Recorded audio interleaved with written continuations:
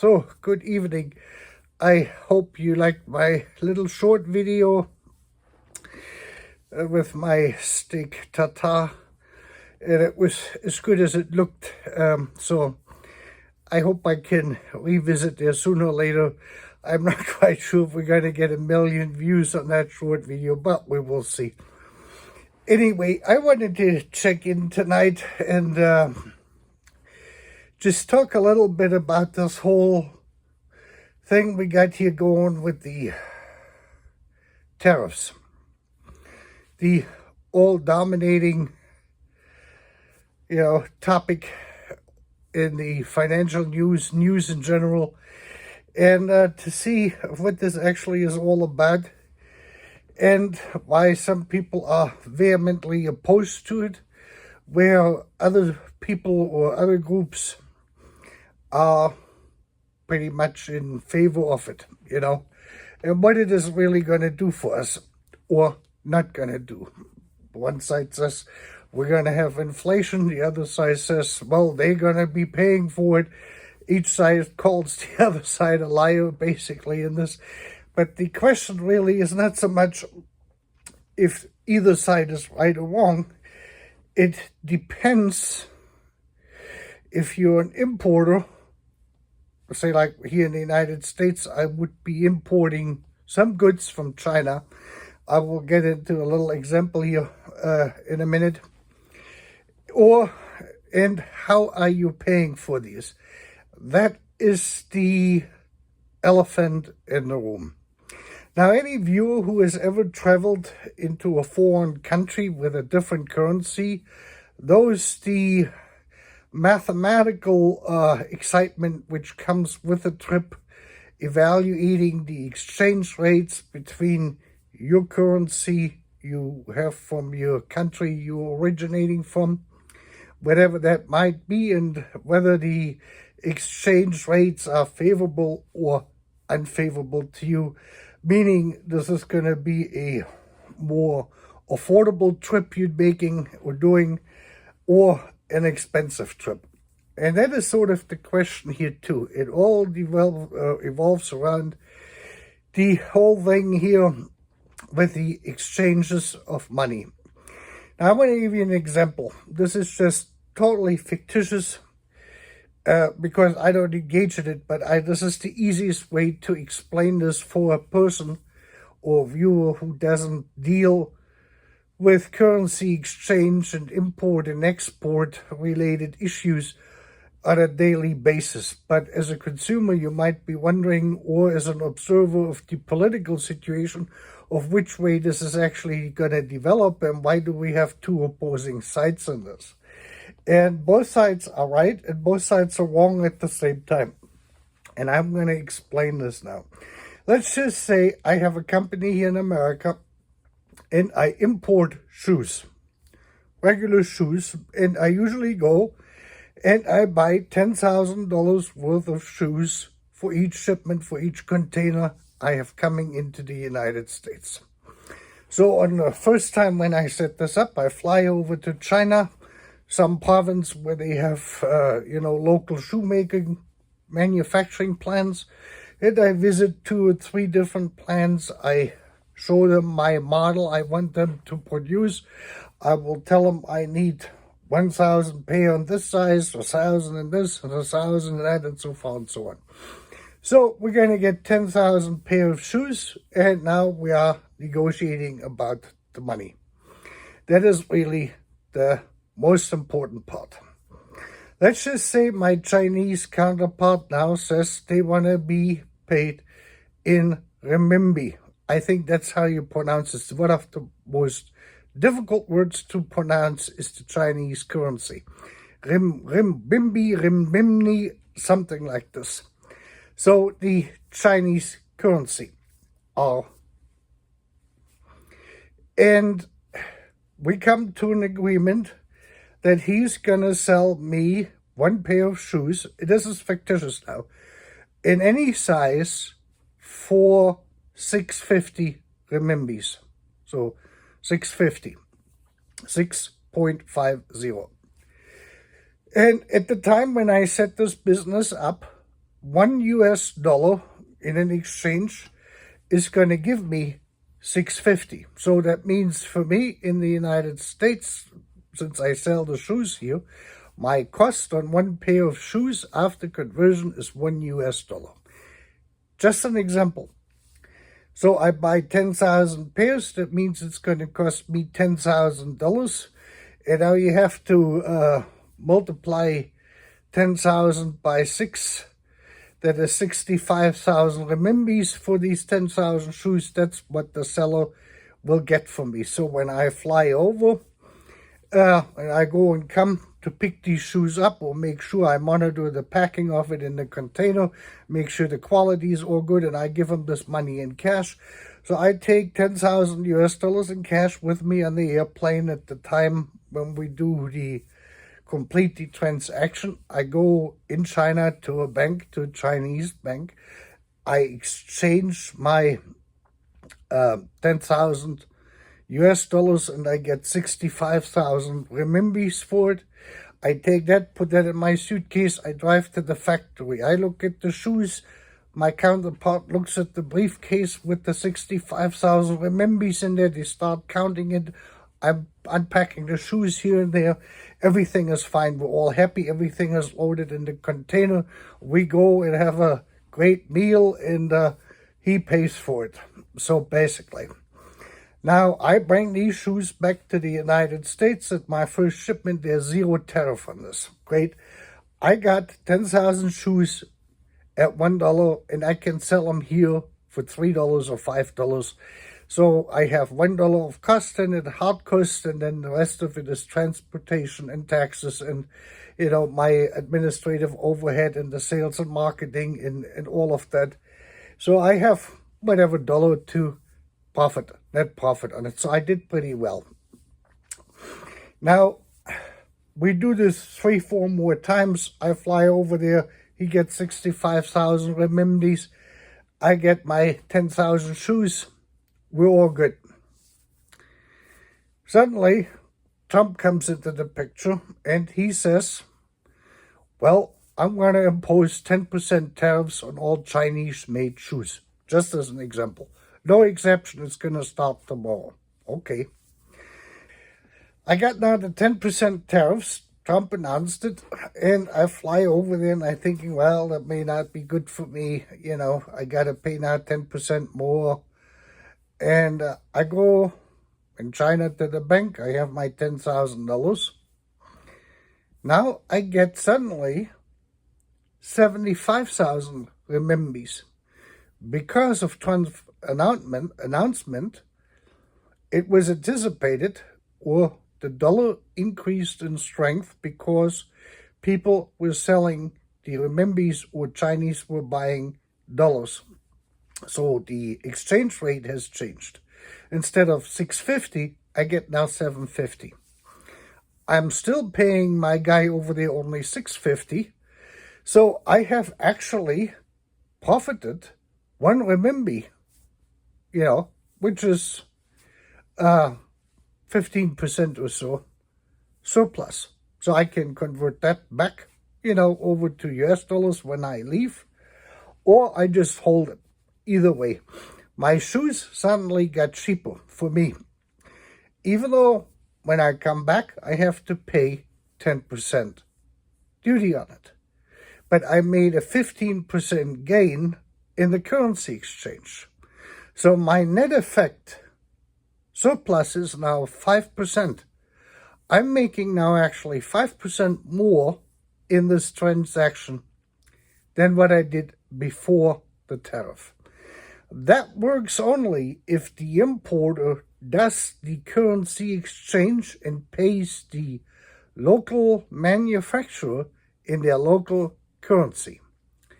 He also carries, of course, in this scenario, the risk. So if the renminbi, for instance, or the dollar would weaken versus the renminbi, he would carry a loss on this.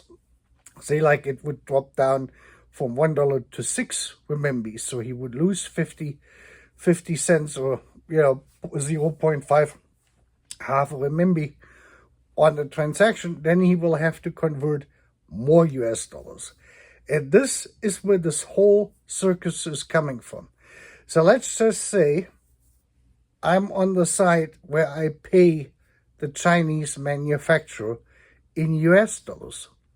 So instead of saying, when I originally, set this deal up, is I'm going to be buying the shoes from you at $1 US, $10,000, here it is. He carries the currency risk. He's either going to make more money now in this case, because that's what we had agreed on. So he gets 75,000 renminbis for the $10,000, where he got before only 65,000. So he is 10,000 renminbis now ahead of the game. I bring the shoes back, and I'm going to get hit with a 10% duty on those, which would be on $10,000, another $1,000 now to the US government. That's what that would cost me, 11,000 US dollars instead of the $10,000 as before, just to get it ashore in the United States for further transportation without any transportation costs included in this, just on the plane transaction. And this is where this whole war has started now within the United States, whether the tariffs are good or the tariffs are bad. The tariffs are good for those companies here in the US who basically purchase whatever they're purchasing in China in the Chinese currency. Everyone who goes over there and buys something and pays for it in US dollars, they will get hit with a price increase. That's as simple as it is.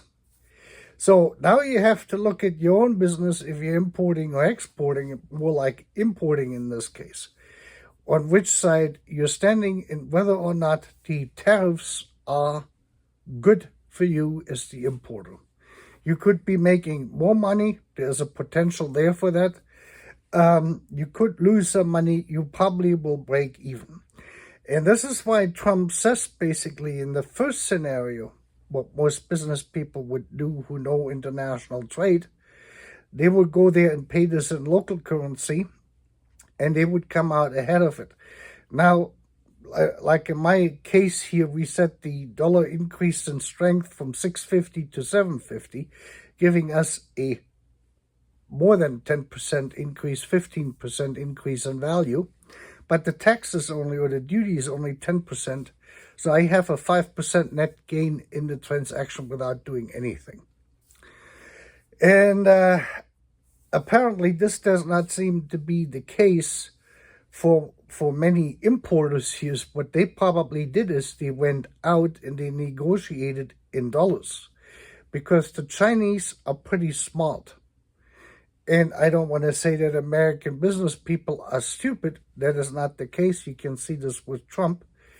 And those people around Trump, they probably would have negotiated their contracts and their deals in the local currency, carrying the exchange risk. There's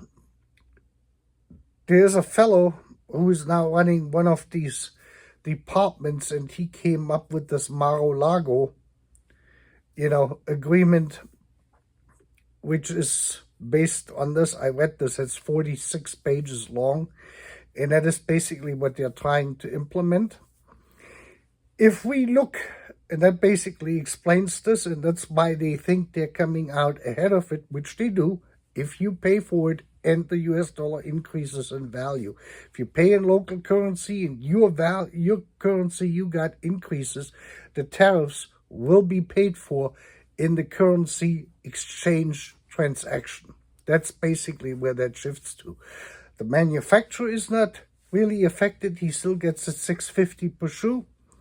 But because of the higher exchange rate now, the Chinese government has to give me one extra renminbi. And it is the Chinese government who facilitates the currency transactions or exchanges in the first place. That's how simple that is. So on that effectively pays for the 10% duty, which means I don't have to raise my prices.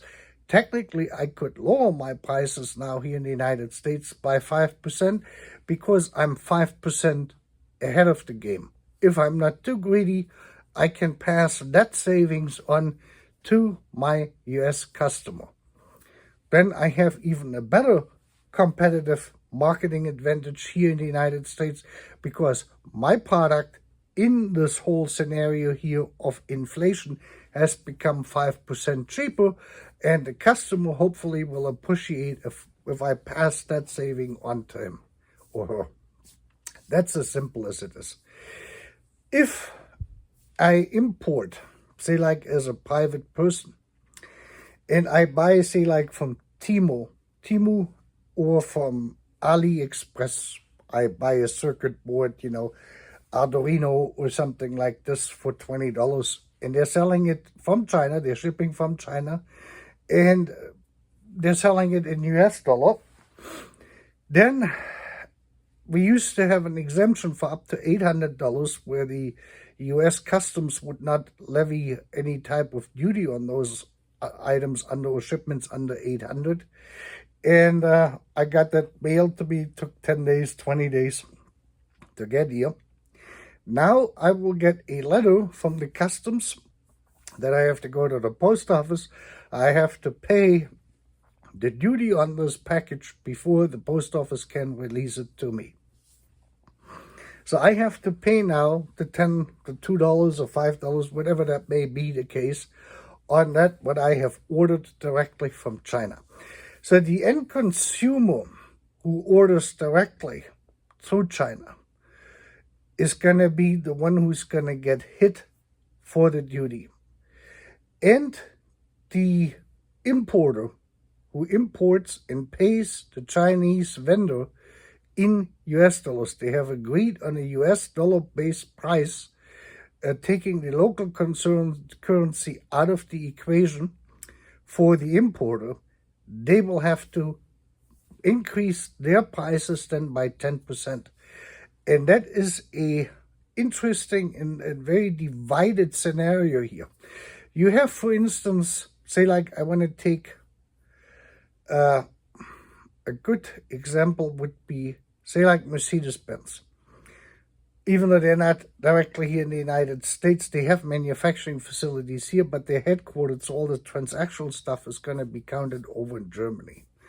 Now, if Germany were to do this, Mercedes-Benz can make parts or has parts made for their cars in China. And because they're also building the cars there, they have a cash flow in the Chinese currency. So the China operation of Mercedes-Benz, that is mostly for the multinationals, operates in the local currency, and they're buying now parts, for that in the local currency. Of course, when they need the same parts, say like for instance in Germany, they can ship them from China at the Chinese cost over to Germany. And then when that enters the European Union, the same scenario takes place. They would basically declare this in the Chinese currency. If the euro increases against the renminbi, they will have an advantage, even though they have to pay duties on there. And that, of course, will then be a cost reduction for them when this comes in. So any multinational corporation, and that's basically how they operate, transact always in the local currencies, and they're going to be the winner in this.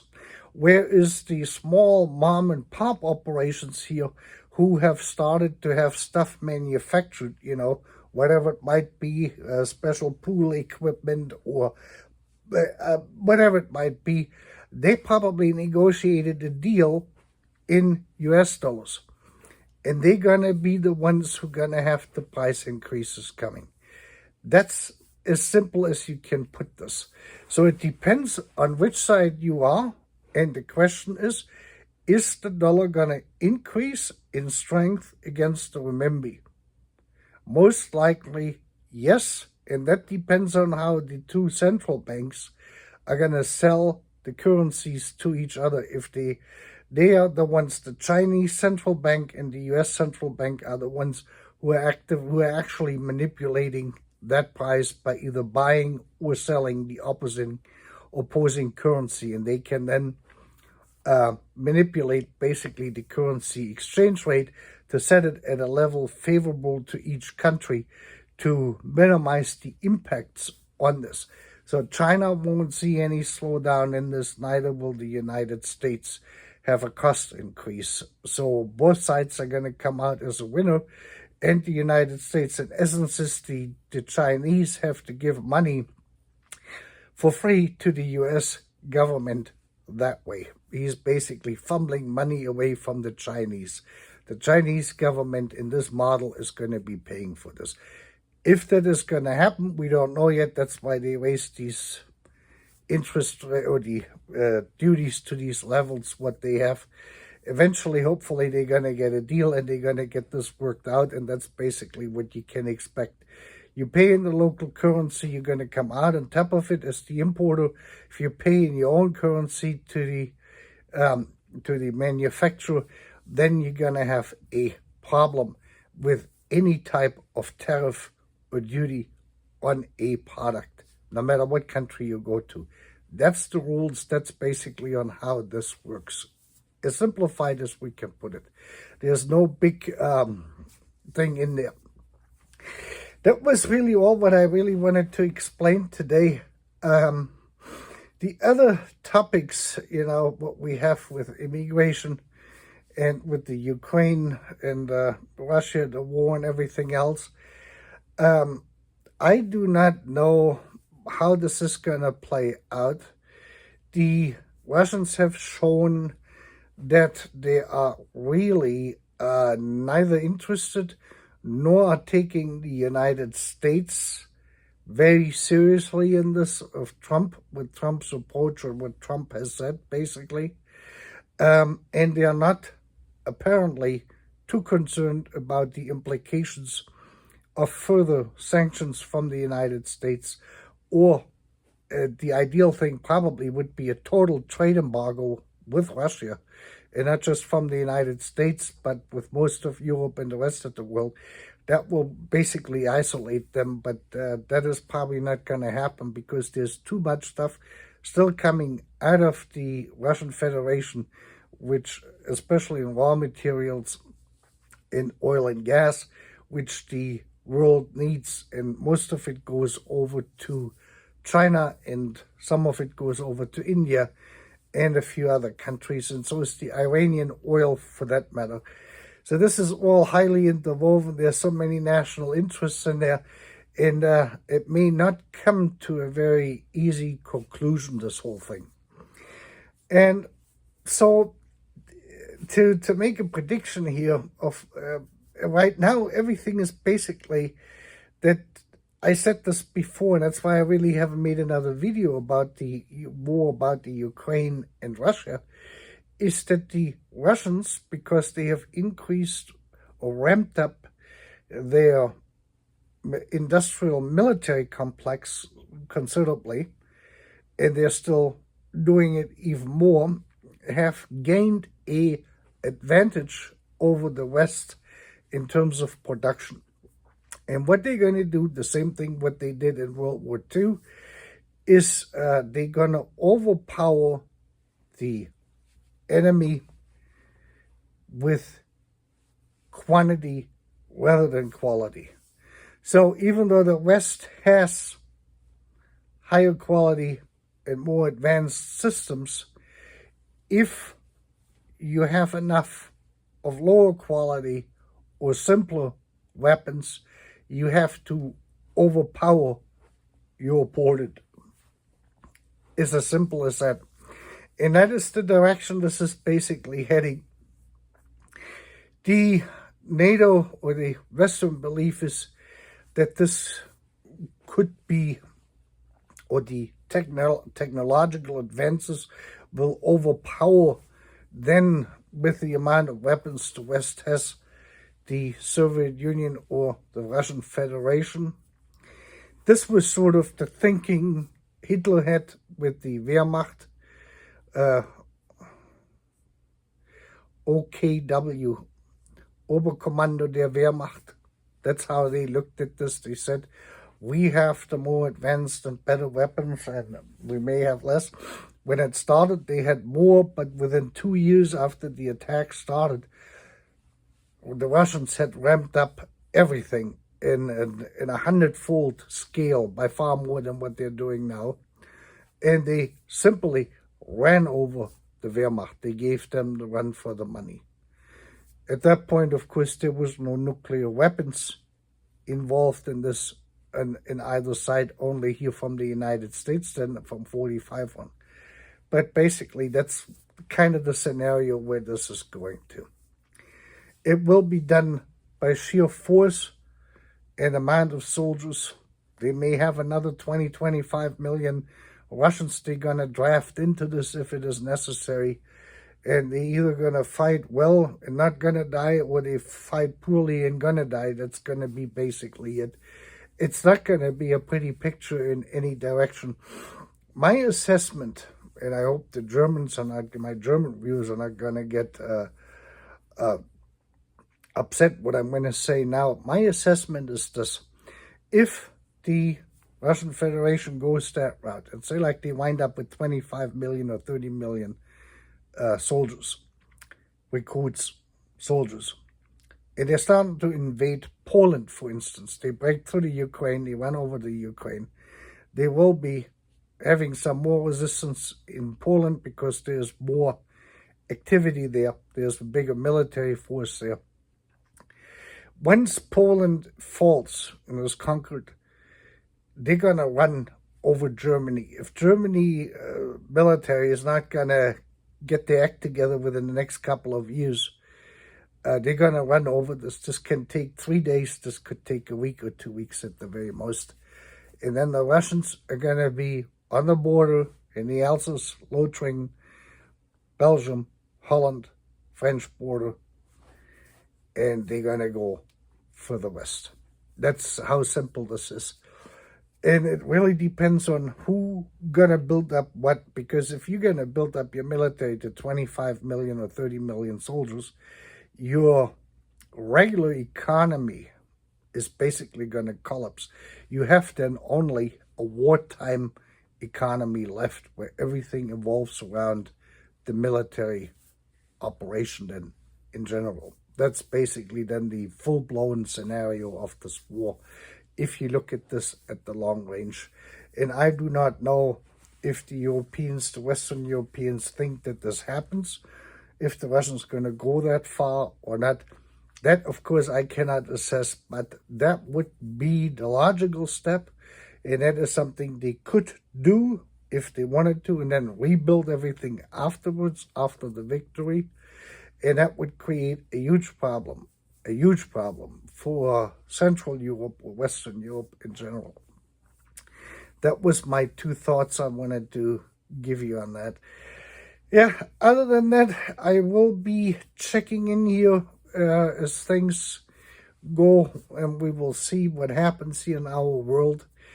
If it comes to Trump, just take it easy, go with the flow. You know, if you're an investor, just follow the money. That is usually a good idea.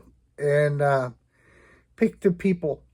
Again, with the tariffs, it depends if you are an importer who pays the local merchants, the local manufacturers in US dollars or in Chinese currency. That will determine whether you're going to come out on top of this or if you're going to go under. In any transaction there is in any country with the United States, as soon as the tariffs come up, the question is who is buying what and selling what in what currency. And with that, you have a great evening.